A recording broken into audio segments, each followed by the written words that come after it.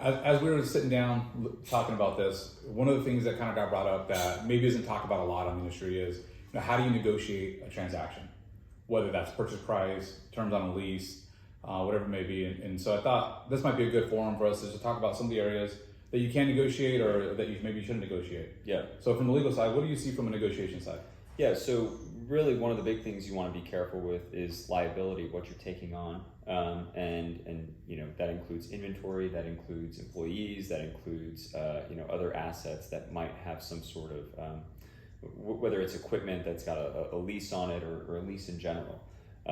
So all those things are things that you want to examine and negotiate to make sure that, for you as the buyer, it really makes sense. You talked about this, every time we talk about transactions, what are you comfortable with?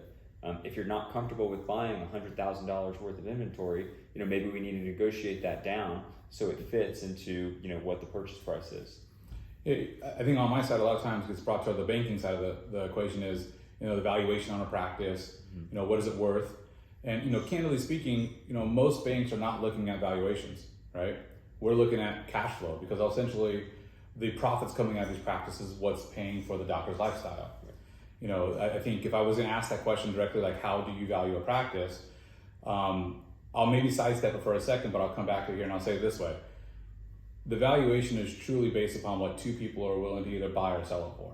Right. There is some scientific piece to it, 100%, but I would say it's more of an art as opposed to a science. And what we've kind of found out, at least when I'm working with buyers, is in some cases you do negotiate the purchase price, but actually a lot of times there's areas of the transaction that can negotiate it outside of the purchase price. Right. It could be a work back agreement. It could be the contract that you're going to take over, whether that be an advertising contract or a certain merchant services or something like that, would actually affect the way the business operate better. Right. To the same side, I think every buyer should feel comfortable that they have the ability to negotiate the purchase price. Right. You're essentially the one that is buying this business. The counter to that, though, is be very comfortable that may not be the deal for you then. Right. The way the market is moving, as quickly it is moving today, there's a real conversation on the back end of that where you may not become the buyer for that practice. Right. So knowing what levers to push and what levers to pull can be really vital in a transaction. And having a professional with you help do that is a big deal. Definitely. A trusted attorney. I think we talked about a CPA being involved. Right. Yep. Real estate, practice brokers. All those people are there to help you negotiate appropriately.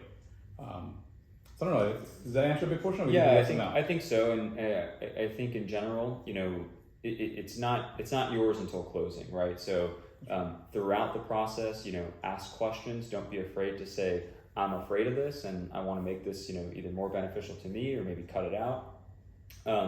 But just because you sign the letter of intent and you start to get into the process and you're reviewing and you've got all these professionals engaged, don't be afraid to put the brakes on and say, hey, I've got questions, I've got concerns, and what can we do to, put those at ease. And, if you can't, then you're right. It's not the practice for you and you can still walk out because it's not a done deal until you sign on closing date and money gets transferred. That's right. Definitely.